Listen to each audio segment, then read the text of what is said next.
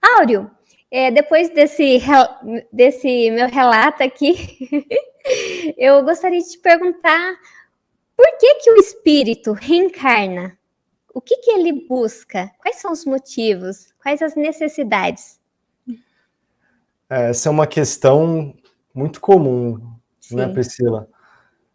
Por que será que a gente precisa vir para cá, né? Será que a gente não podia ficar lá no mundo espiritual, tranquilo, na colônia, de boa, e ir evoluindo com calma?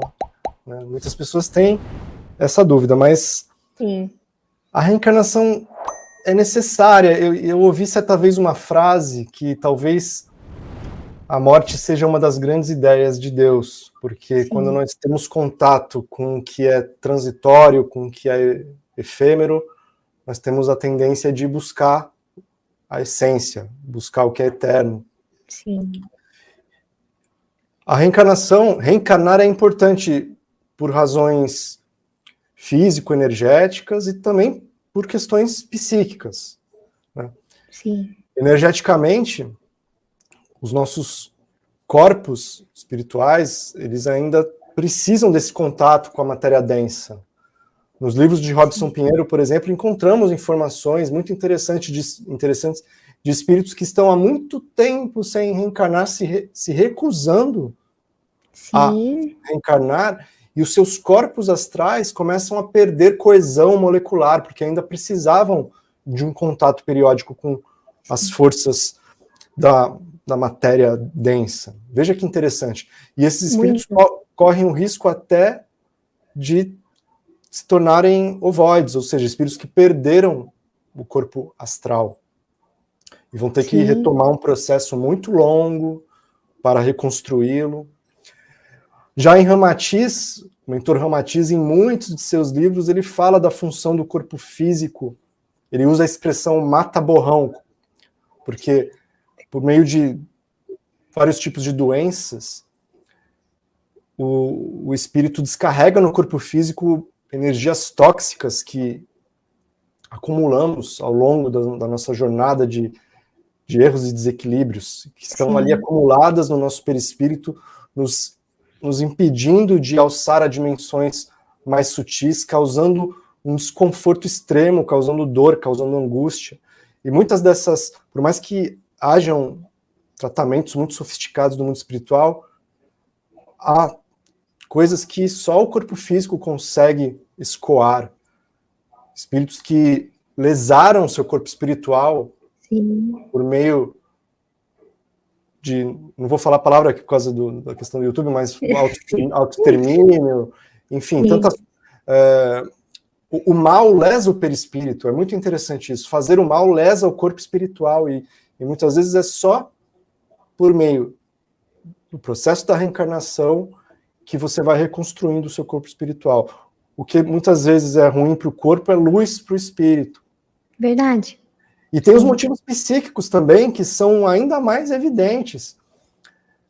Estar aqui num corpo perecível, num corpo cheio de necessidades, diante de um mundo ainda desafiador, isso praticamente te obriga a colocar os teus potenciais, tuas forças, a serviço da tua própria sobrevivência inicialmente, depois, numa hierarquia de necessidades, você vai cada vez sofisticando ainda mais o seu alcance. Mas o fato é que o avanço da sua inteligência, o trato com as habilidades sociais, tudo é potencializado no cenário da encarnação.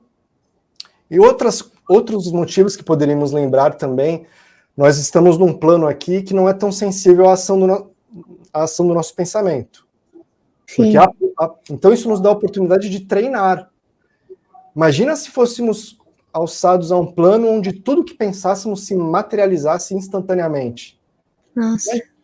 Imagina se aqui na Terra fosse assim, tudo que a gente pensar, bom, materializa.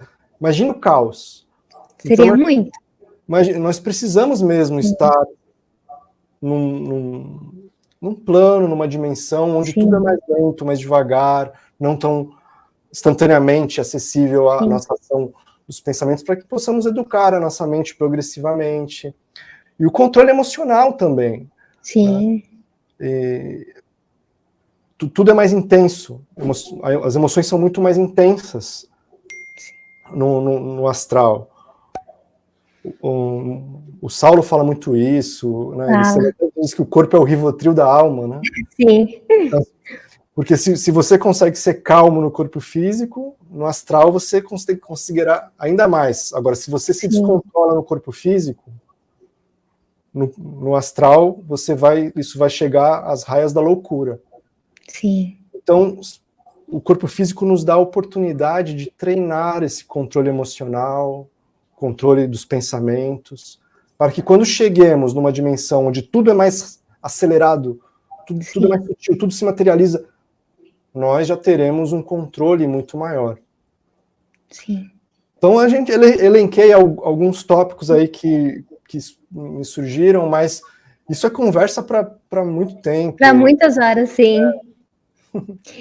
E é muito interessante na hora de nós pensarmos que é muito tranquilo viver lá no plano espiritual, nas colônias, porque não tem esses desafios do nosso dia a dia, não tem essas emoções, porque nós oscilamos muito durante o nosso dia, não tem a dificuldade de conviver com pessoas que pensam diferente de nós, recordar de traumas e trabalhar esses traumas, ou conviver com uma pessoa que nos desafia diariamente. Agora, no plano astral, nós vivemos tranquilo lá, e quando estamos aqui no físico, o nosso empenho é evoluir, aprender, desenvolver, aprender quem somos, trazer esse autoconhecimento.